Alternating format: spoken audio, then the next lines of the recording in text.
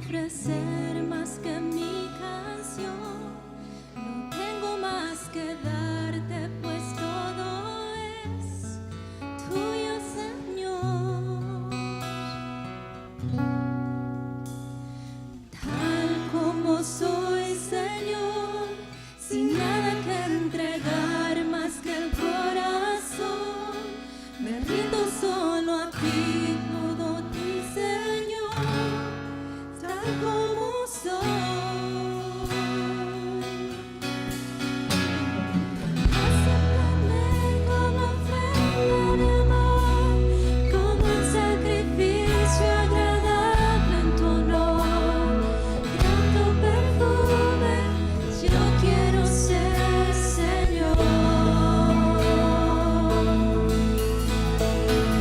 Acéptame como ofrenda de amor, como un sacrificio agradable en tu honor.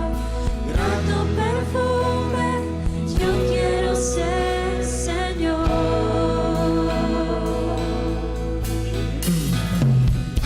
Como soy, Señor, sin nada que ofrecer más que mi canción, no tengo más que darte, pues todo es tuyo, Señor.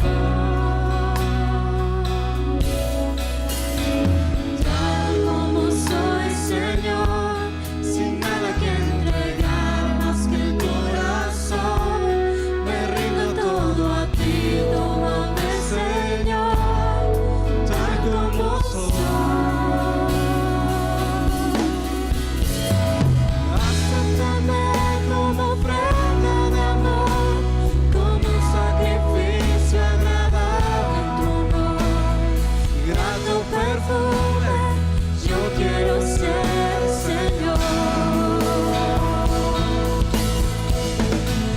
Acéptame como ofrenda de amor, como un sacrificio agradable en tu honor.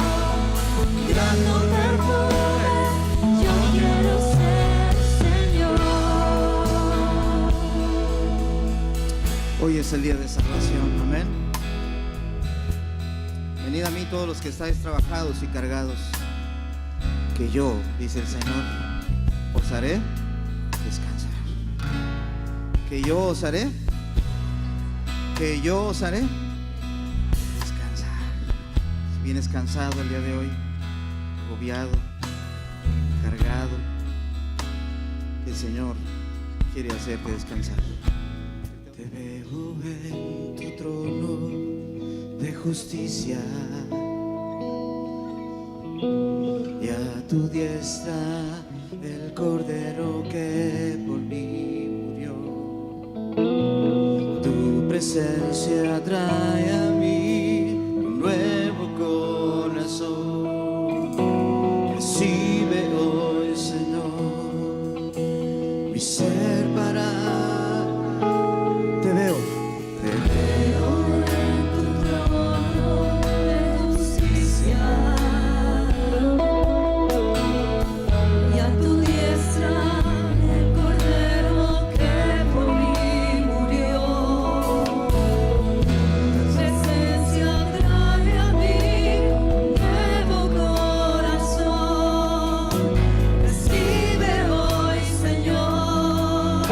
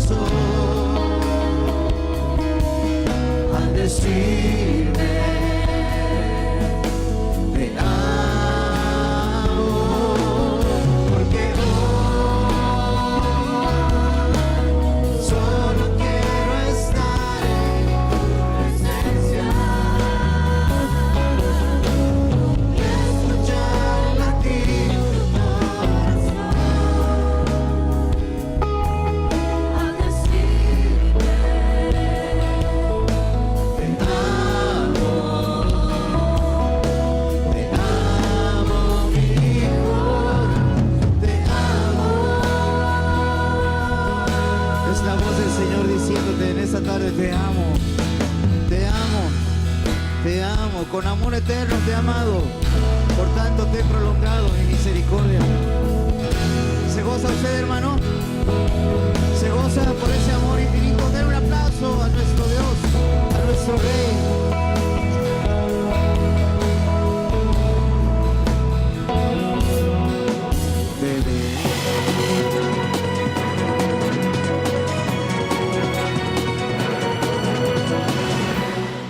Muchas veces hemos escuchado, ¿por qué no me obedeces? Esa es una de las expresiones que todos los padres le decimos a nuestros hijos. ¿Por qué no haces caso? ¿Por qué no eres obediente? ¿Por qué hiciste caso omiso a mi directriz? En fin, muchas expresiones a través de la vida. Otras expresiones como ese hombre es rebelde, esa mujer es rebelde, esa mujer nunca obedece, ese muchacho siempre es desobediente. Parece ser que la desobediencia es parte integral del accionar del ser humano. Entonces, ¿qué es la obediencia? Me puse a buscar qué es la obediencia y me da el diccionario la siguiente definición. Dice, es respetar, acatar y cumplir la voluntad del que manda. Un acatamiento de respetar y cumplir la autoridad de aquel que ha emitido algún concepto o alguna directriz. Bueno, ¿cómo eres tú en aquello de la obediencia? ¿Cómo haces tú en aquello de la obediencia? ¿Qué dice la palabra de Dios? Al buscar hay muchos versículos acerca de la obediencia, pero hay uno en especial, Juan capítulo 14, versículo 15. Dice, si me amáis, guardad mis mandamientos. Entonces, la obediencia va conectada con el amor. Hay otros versículos, por ejemplo, donde el Señor dice, obediencia quiero y no sacrificios en vano. Parece ser que la obediencia va conectado con el amor. Siempre está conectado en alguna manera con el amor. Si podemos amar a Dios, podemos obedecerle a Dios. Recuerda cuando eres chico y eras un niño, obedecías o por temor a tu papá porque te iba a hacer algo a tu mamá, o por la disciplina que ibas a recibir, o simplemente porque le amabas o respetabas el carácter de tu padre o de tu madre. La palabra de Dios nos habla de que la obediencia es el acatamiento a un mandato de la autoridad. Entonces, si no somos obedientes es porque no entendemos y no podemos amar a la persona que nos está dando esa autoridad, esa directriz. Y en la vida cristiana tiene que ver con Dios. Si no amamos a Dios, mucho menos vamos a obedecerle. Si no queremos seguir a Dios y conocerle a Él, mucho menos vamos a poder acatar lo que dice la palabra de Dios, los principios bíblicos. Entonces, ¿qué podemos hacer con la obediencia? Por ejemplo, la obediencia nos ayuda a construir el carácter. Si hay algo que ayuda a construir el carácter, es la obediencia. Una persona que no quiere hacer algo, pero lo tiene que hacer repetidamente, le construye el carácter. Es un hábito y un hábito desarrolla una disciplina y una disciplina desarrolla lo que se llama una vida de obediencia. Aquella persona que no puede ser sumisa, no puede nunca mandar. Y entonces la obediencia tiene que ver con una actitud de amor y de corazón. Construye el carácter, pero también la obediencia demuestra el amor. Si quieres que te demuestren el amor, ¿verdad? Cuando hablamos de padre a hijo, aun cuando hablamos en una relación de pareja o en una relación de amistad, hay cierta sumisión y hay cierto amor que se demuestra con la obediencia, con lo que decimos. Si le decimos a una persona, te amo, queremos también sentir que esa persona nos ama y va relacionado con la obediencia, va relacionado con la sumisión. No podemos apartar estas dos. También nos habla de que la obediencia produce fruto. Si queremos ver un fruto en una persona, esa persona tiene que haber pasado por un proceso de sumisión. Una persona que nunca se puede someter es una persona que no va a tener buen fruto. Es una persona que siempre va a ser rebelde, que siempre va a ser necia o que usualmente va a ser necia. Es una persona que se antepone por su orgullo. Es una persona que no puede ser fructífera porque simplemente la sumisión a la autoridad gestiona en esa persona lo que esa persona no puede gestionar por sí misma. Es necesario que podamos aplicar la obediencia en nuestra vida.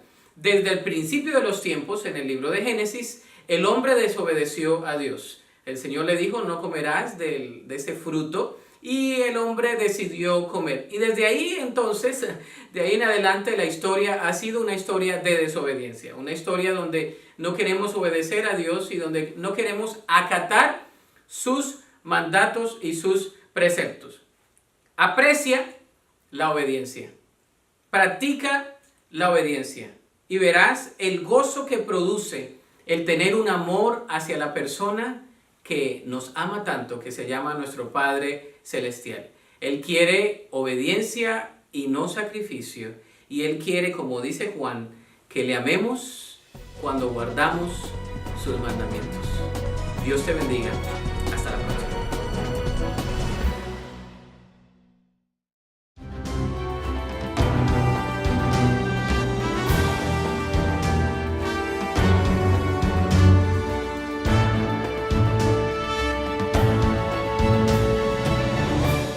¿Cuántos de ustedes recuerdan dónde crecieron y cómo crecieron?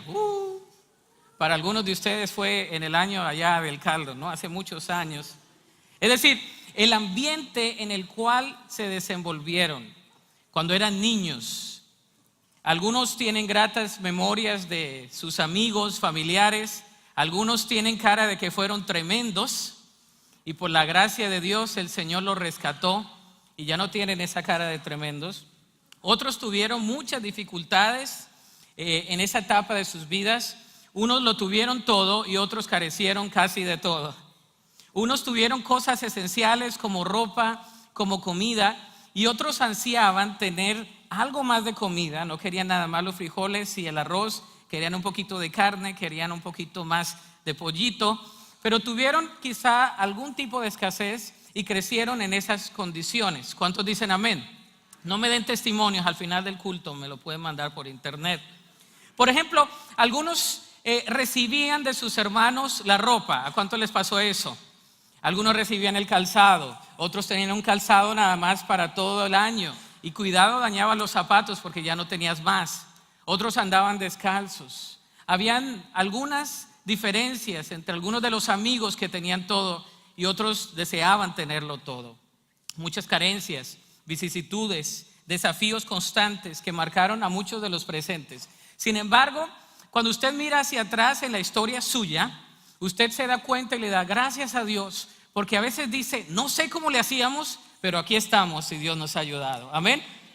El día de hoy vamos a hablar de eso, vamos a hablar de la niñez transformando a niños y comunidades. Yo quiero que usted piense en algo esencial de la historia bíblica. No sé si usted ha pensado en esto, pero alguna vez yo pensé y dije, ¿por qué Jesús no descendió como un adulto ya desarrollado, ¿verdad? Para reinar en un gran trono, que descendiera así del cielo como un gran Mesías, que viniera así en un trono y que tuviera esa silla y que tuviera comandantes. Pero el Señor Jesús no vino de esa manera, así va a regresar. El Señor Jesús vino como un bebé en el vientre de un humano, de una humana, ¿verdad? De María, y decidió venir a un pesebre, totalmente opuesto al pensamiento de un Dios todopoderoso. ¿Por qué cree usted y yo de que la historia bíblica relata y nosotros creemos que Jesús nació, creció, se desarrolló, murió en la cruz y resucitó y por eso estamos aquí? Sin embargo, por motivo de este mensaje, yo quiero que piense en la niñez y cómo la niñez afecta a las comunidades y cómo las comunidades son transformadas alrededor de este concepto de la niñez. Algunas veces hemos escuchado que decimos, muchos de nosotros los que hablamos aquí al frente, que los niños no son el futuro, sino que son el presente. Sabemos que son el presente. ¿Y por qué Jesús como adulto no vino del cielo, sino como un niño indefenso nacido en un pesebre? Podemos hablar de algunos textos bíblicos, pero quiero que lleve su atención a Lucas capítulo 2, el versículo 52. Un versículo esencial para entender la niñez, porque Jesús también fue niño. ¿Sabía usted eso? No se quedó como niño, pero Jesús también fue niño. Y hoy vamos a hablar de la niñez y vamos a hablar de este versículo tan fundamental para cada uno de nosotros. Dice así la palabra del Señor, Lucas 2:52. Dice, y Jesús crecía, léalo conmigo, está ahí en la pantalla, en sabiduría y en estatura y en el favor de Dios y de toda la gente. Me gusta lo que dice también otra versión que usted quizás se la memorizó. Dice, y Jesús crecía en sabiduría y en estatura y en gracia para con Dios y los hombres. Estos versículos, este versículo en especial, nos habla de un principio fundamental en la niñez, de algunos aspectos fundamentales del desarrollo de todo ser humano.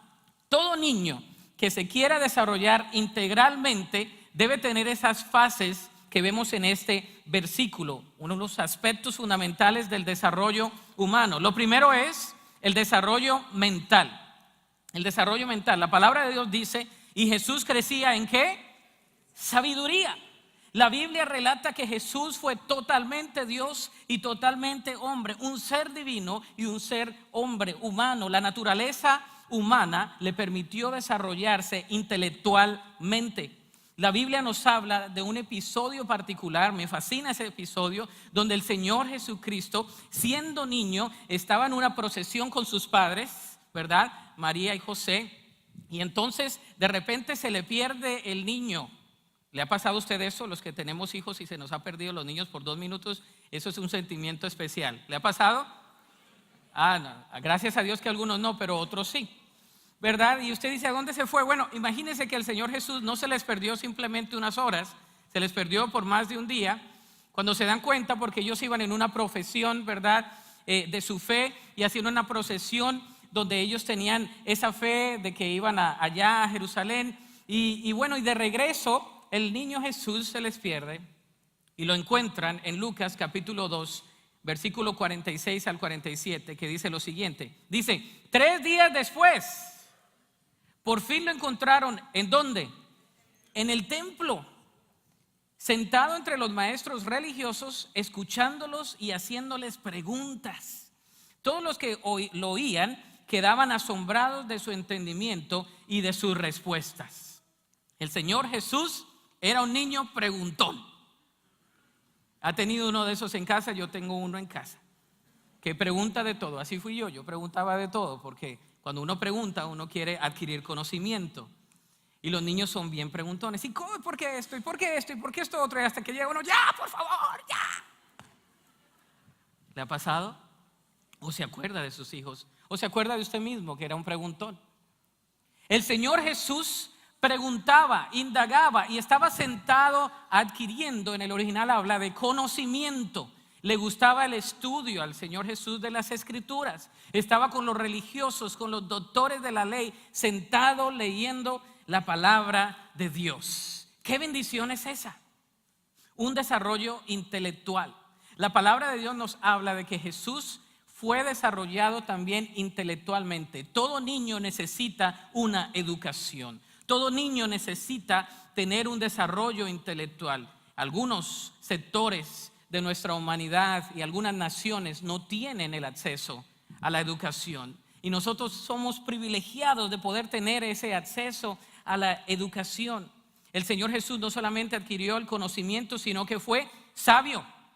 Eso lo demostró en la manera como pudo aplicar el conocimiento adquirido. Una persona sabia es una persona que puede adquirir el conocimiento y lo puede aplicar.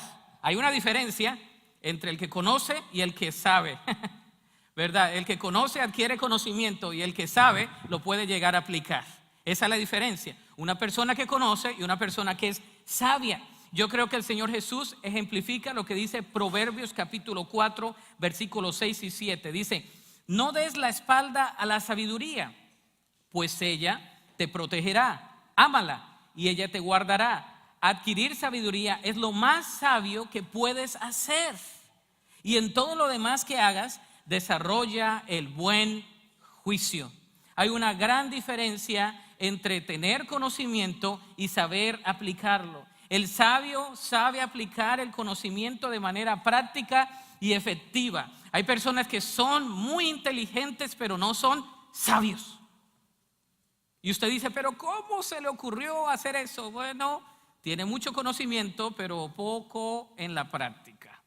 Nosotros también podemos crecer en sabiduría. Es más, la palabra de Dios nos lo dice. En especial se nos anima a pedir sabiduría al Señor. Santiago 1:5 dice: si necesitan sabiduría, pídansela a nuestro generoso Dios, y Él se la dará y no los reprenderá por pedirla.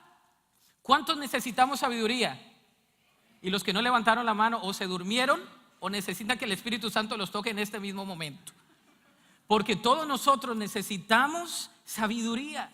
Debemos pedirle al Señor. Parte de nuestra oración constante, si no diaria, es decirle: Señor, hazme más sabio. Señor, yo sé que me has hecho inteligente. Me has dado un intelecto y lo puedo desarrollar. Pero hazme sabio, hazme entender cómo puedo aplicar el conocimiento de manera práctica. Hazme entender, Señor, hazme tener un buen juicio. Señor, yo te clamo en este día que todas mis decisiones sean decisiones sabias. Necesitamos desarrollarnos intelectualmente.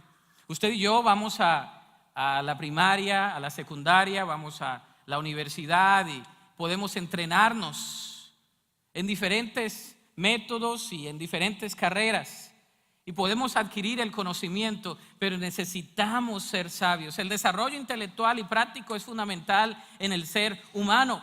Es por eso que la educación formal e informal son vitales en la formación de los niños. Como creyentes debemos estar preocupados por mejorar la educación de nuestros hijos. Que nos importe, amén. ¿Cuántos de ustedes les pasó? Usted dice: bueno, yo no tuve esta educación, pero yo quiero que mi hijo o mi hija la tenga. Yo me gozo con los testimonios de nuestras familias hispanas que vienen a este país y que sus hijos tratan en lo que más puede de poder tener esa educación y de poder desarrollarse intelectualmente para poder contribuir a esta sociedad. Me anima a escuchar esas historias. Me anima a escuchar a los padres que trabajan de sol a sol para poder proveer alimento en la casa, para que el niño vaya a la escuela, para que el niño pueda hacerlo. Me anima a ver eso. Eso también es parte de nosotros como creyentes. El desarrollo intelectual de nuestros hijos. Sin embargo, hay otra área fundamental en el desarrollo de todo ser humano, ¿verdad? Ahora, usted sabe que hay diferentes inteligencias, ¿no? Está la inteligencia lingüística, la inteligencia lógica, matemática, a algunos no les gusta esa. La inteligencia espacial o visual. Está la inteligencia musical, esos músicos que son inteligentes en la música. Inteligencia corporal, sinestésica, ¿verdad? Algunos de ellos la tienen. La inteligencia interpersonal, la inteligencia emocional, esa la necesitamos todos. Cuando usted ore por sus hijos, diga: yo recuerdo que una persona me dijo: ay, yo no sé, pastor, pero mi hijo tiene tantas novias. Le dije: hermana, ¿usted ha comenzado a orar para que su hijo tenga una inteligencia emocional? Me dice: ¿cómo es eso, pastor? Que su hijo pueda ser sabio en sus relaciones interpersonales y en sus emociones. Ay, voy a comenzar a orar por eso. Y un día me llama la hermana y me dice: mi hijo se va a casar, pastor. Qué bueno, ya escogió de todas una y ya no es noviero. Gracias por decirme que orara por mi hijo para que Dios le diera inteligencia emocional. A veces somos muy inteligentes en otras áreas, pero debemos pedirle al Señor inteligencia emocional. A veces usted dice: ¿por qué esta persona está con esta persona? Y dice: ay, Señor, ¿por qué es tan bruto? ¿O por qué es tan bruta? ¿Verdad? Porque no son inteligentes emocionalmente. Hay que pedirle al Señor específicamente sabiduría. Amén, seamos prácticos. Hay que pedirle al Señor eso. Ore por sus hijos. Señor, dale la inteligencia. Le batalla con la matemática. Señor, dale esa inteligencia matemática que habló el pastor allá. Señor, yo lo pido para mi hijo. La inteligencia visual, Señor. Todo eso pidámosle al Señor. El Señor quiere que nosotros desarrollemos nuestro intelecto. Segundo, el desarrollo físico. Jesús crecía en estatura. Dice la palabra de Dios que Él crecía en estatura. Cuando estamos hablando de eso, no estamos hablando nada más de qué tan alto fue Jesús. Estamos hablando de su desarrollo físico. Dios desea que cada uno de nosotros le sirvamos en base al propósito por el cual hemos sido diseñados. Algunos son altos, otros son bajitos, pero el Señor quiere que nos desarrollemos físicamente. Me duele mucho ver lugares en el mundo que los niños no se desarrollan bien físicamente porque no tienen alimentación. Me duele mucho cuando fui a Chiapas y vi que los niños tenían cierto color en el cabello porque nada más algunos de ellos comen todo en base a lo que es el maíz. Les faltan algunos nutrientes. Se conmueve mi corazón. Mira este videoclip, por favor. Alrededor de 1,5 millones de niños y niñas mueren cada año a causa de la malnutrición y aproximadamente 170 millones se encuentran por debajo de su peso promedio. Anualmente, aproximadamente 13 millones de niños nacen con bajo peso o de manera prematura debido a la desnutrición materna. Se estima que el 26% de los niños y niñas del mundo sufren retraso del crecimiento. 2.000 millones de personas sufren falta de las vitaminas y minerales esenciales necesarios para el desarrollo mental y físico, y cerca de 500 millones de personas sufren de obesidad. Los niños y los jóvenes son los que con más frecuencia consumen comidas rápidas, siendo sus hábitos alimentarios heredados en un 70% de sus padres. La falta de hierro, ácido fólico, vitamina A y yodo pueden afectar la capacidad reproductiva masculina, causando la disminución de los espermatozoides hasta 1,5 millones por mililitro anual. La educación alimentaria debe implementarse en el hogar y en las escuelas, donde se ofrezcan informaciones científicas de temas alimentarios desde temprana edad para enseñar la importancia de comer saludable. La escritura es explícita en mencionar que el Señor Jesús creció físicamente y yo puedo decir con confianza, si el Señor Jesús creció fue porque tuvo una nutrición. Yo creo que Él en una familia donde fue puesto, sus padres le dieron comida, le dieron un plato de comida y Él pudo crecer físicamente. ¿Cuántos de nosotros tenemos la bendición de poder comer y hasta comer de más? Pero en muchos lugares del mundo no hay esa bendición. No lo hay. Y debemos no ser totalmente quizá unas personas que no tienen el querer como el hacer, sino personas que tienen el querer y el hacer y que pueden hacer algo al respecto. Debemos cuidar de nuestro cuerpo porque es el templo del Espíritu Santo. Y el Señor quiere que nuestro cuerpo sea cuidado, que cuidemos el cuerpo de nuestros hijos para que puedan crecer bien. Amén. Qué bendiciones cuando vemos a nuestros hijos comer. Algunos no quieren comer y salen un poco piquis, ¿no? Y cómete eso y les hacemos así el avioncito. Hay tanta malnutrición en el mundo. ¿Qué dijo Jesús? Hablando proféticamente, pero con una aplicación actual a los que estaban con él en Mateo 25, dijo lo siguiente.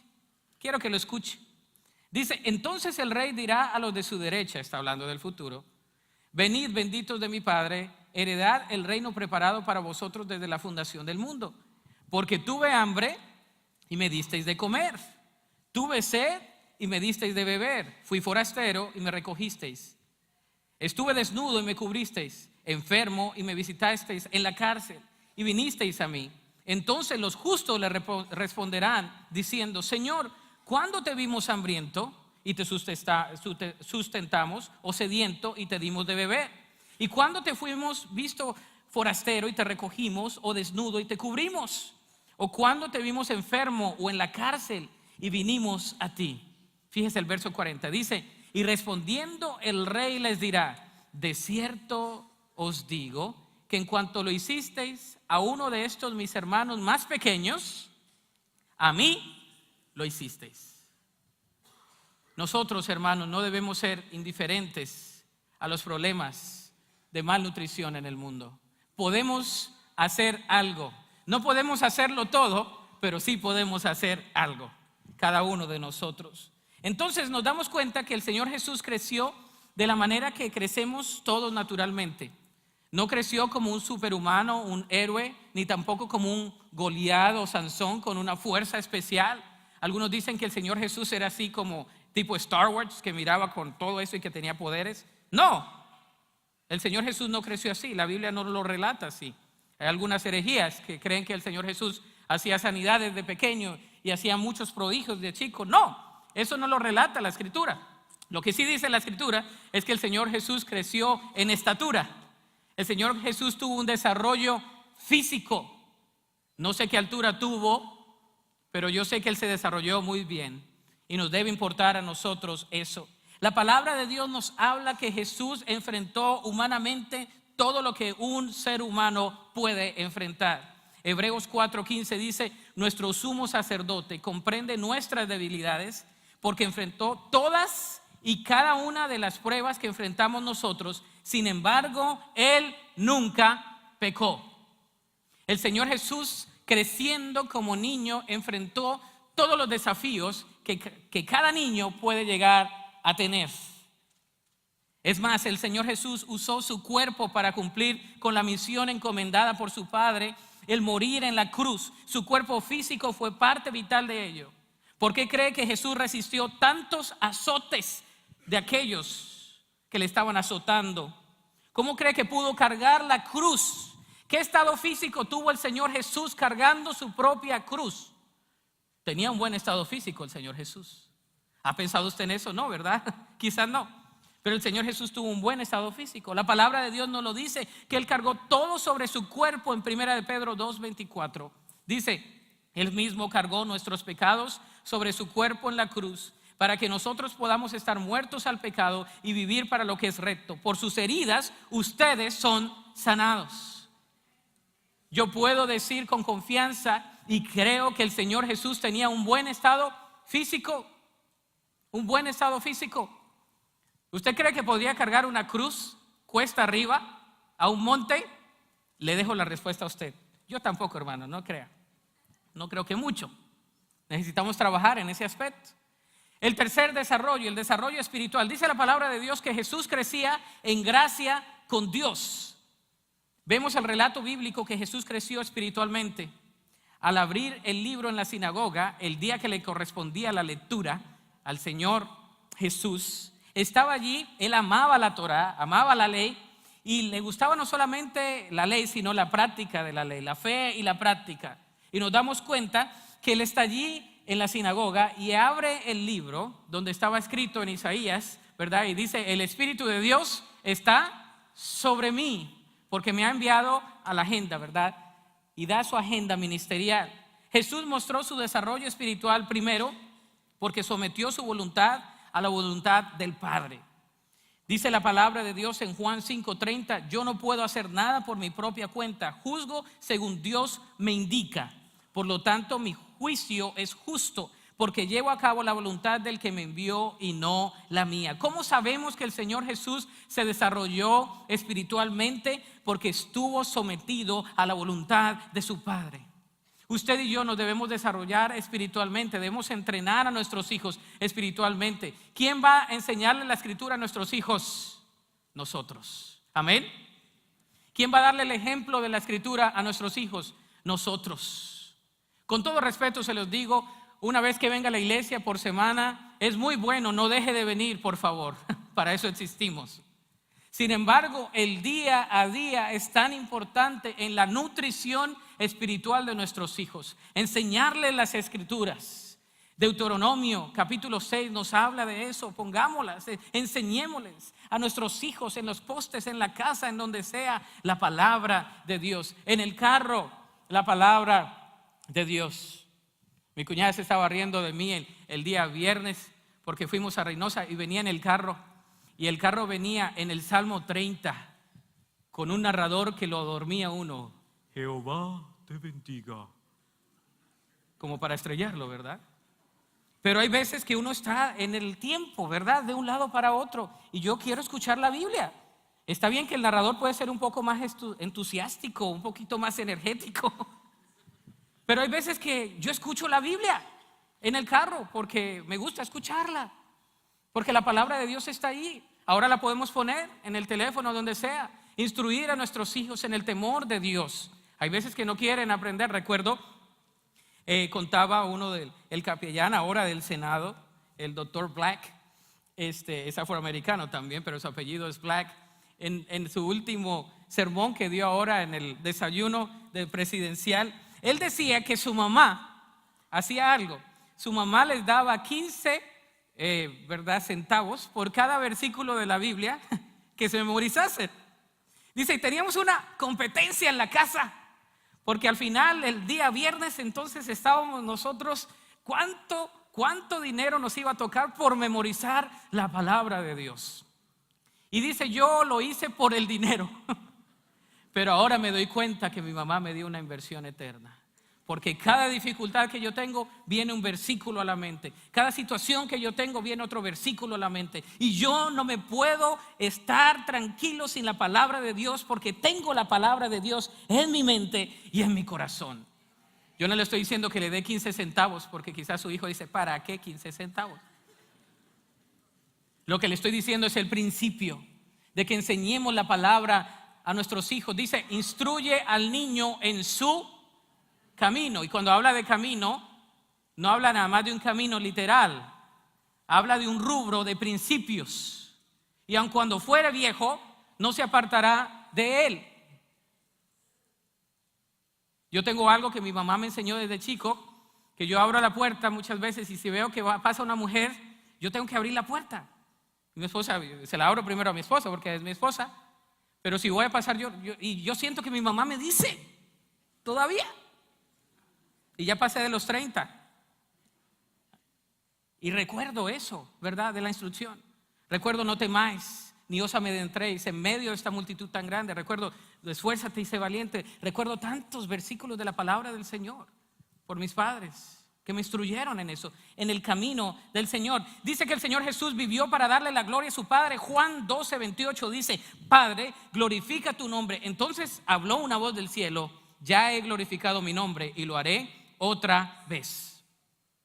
Depender de Dios y darle la gloria a Dios en todo lo que hagamos. ¿Cuál debe ser nuestra respuesta? Crecer espiritualmente. Segunda de Pedro. Pedro es un hombre muy práctico y lo pone en las siguientes palabras. Esta traducción me gusta. Dice, en vista de todo esto, ¿cómo va a ser el crecimiento espiritual? Dice, esfuércense al máximo por responder a las promesas de Dios, complementando su fe con una abundante provisión de excelencia moral.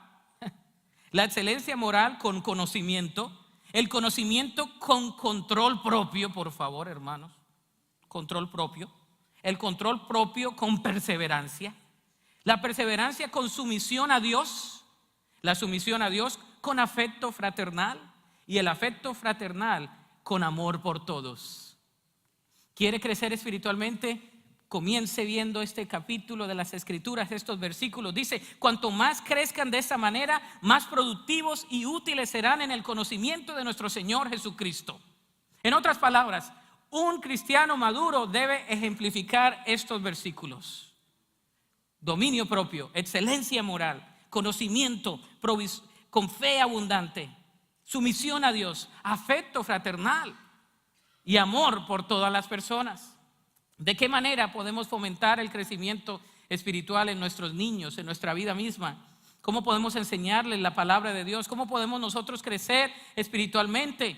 La lectura de la palabra, la oración, la asistencia a las diferentes actividades de la iglesia, a los grupos de conexión, a los grupos de vida, en el discipulado, las damas, los varones, los niños, los campamentos. Todo lo que hacemos como iglesia es para fomentar el crecimiento espiritual en cada una de nuestras edades y sobre todo en nuestros niños. Sin embargo, hay otra área en la que el Señor Jesús se desarrolló y es el desarrollo social. Fíjese, Jesús crecía en gracia para con los hombres. El Señor Jesús se desarrolló socialmente.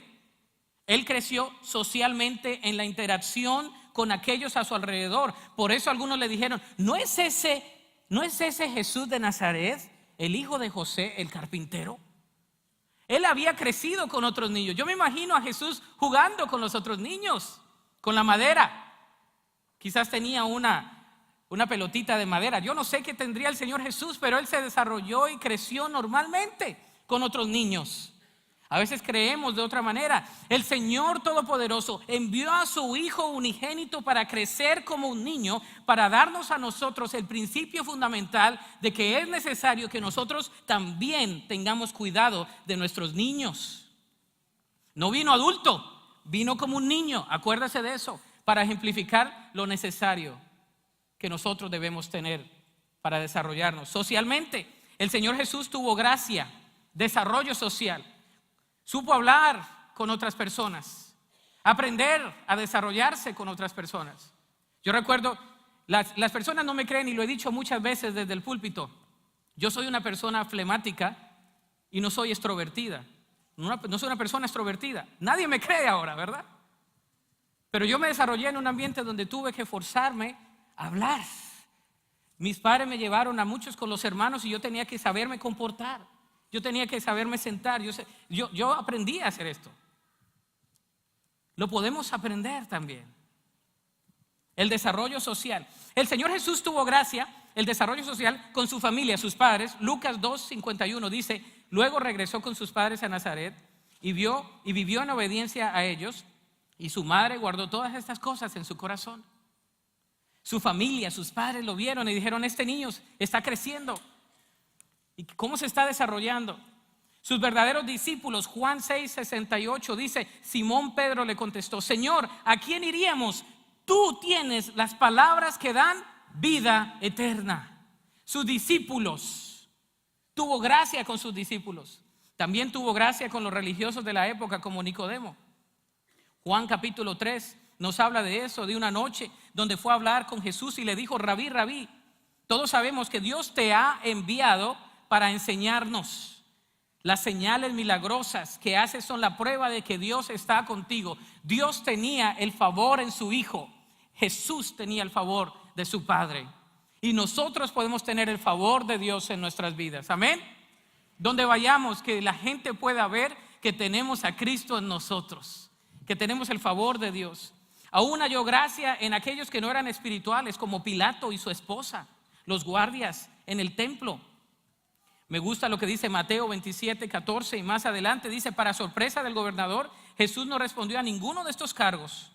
Justo en ese momento, cuando Pilato estaba sentado en el tribunal, su esposa le envió la siguiente señal: deja en paz a este hombre inocente. Anoche sufrí una pesadilla terrible con respecto a él. ¿Por qué insistió Pilato? ¿Qué crimen ha cometido?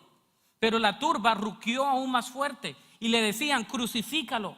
Entonces Pilato vio que no lograba nada y que se armaba este disturbio, así que mandó a buscar un recipiente de agua y se lavó las manos delante de la multitud, y que a la vez decía: soy inocente de la sangre de este hombre. Pilato vio la gracia de Dios en la vida de Jesús. Aún los guardias fueron a apresar a Jesús, y me gusta lo que vienen diciendo. En Juan capítulo 7 dice: cuando los guardias del templo regresaron sin haber arrestado a Jesús, los principales sacerdotes y los fariseos le preguntaron: ¿por qué no lo trajeron? Y ellos respondieron, dijeron: jamás hemos oído a nadie hablar como él. No pudimos. Este hombre es un hombre bueno. Lo escuchamos hablar y no pudimos apresarle. Yo me imagino a los dirigentes: váyanse ineptos, ¿no? Vayan a apresarlo. No pudimos hacerlo porque la gracia de Dios estaba con Jesús. Jesús enfrentó dos reacciones sociales que enfrentamos todos nosotros. La primera es rechazo. Diga conmigo: rechazo. ¿Cuántos han sido rechazados? Muchos. Juan 1:11 dice: vino a los de su propio pueblo y hasta ellos lo rechazaron. A los suyos vino y los suyos no le recibieron.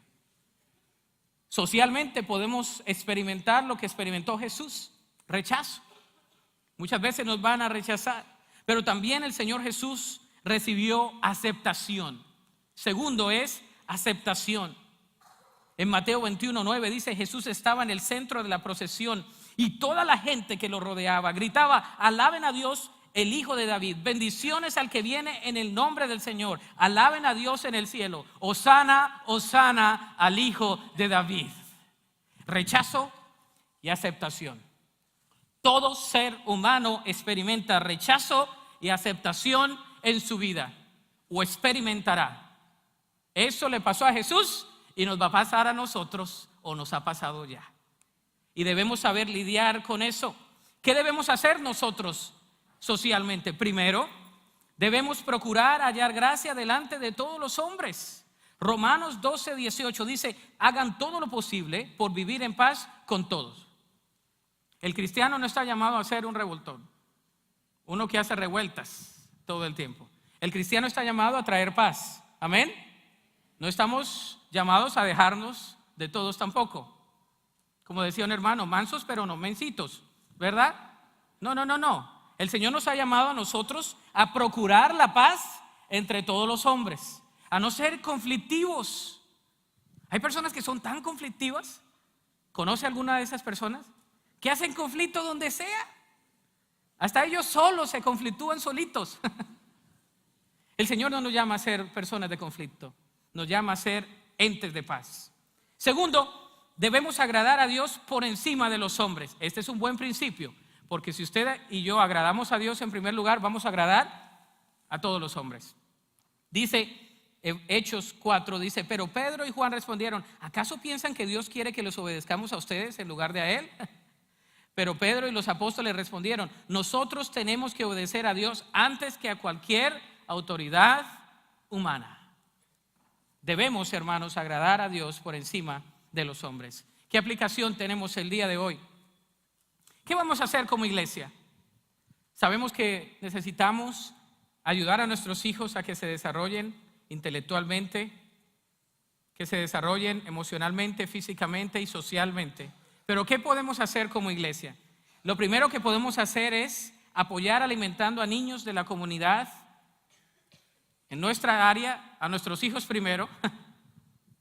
Debemos ser testimonio a nuestros hijos. Pero también podemos como iglesia adoptar esta comunidad de Nosaharay, Bulacan, en las Filipinas. Y yo quiero que mire este videoclip, por favor.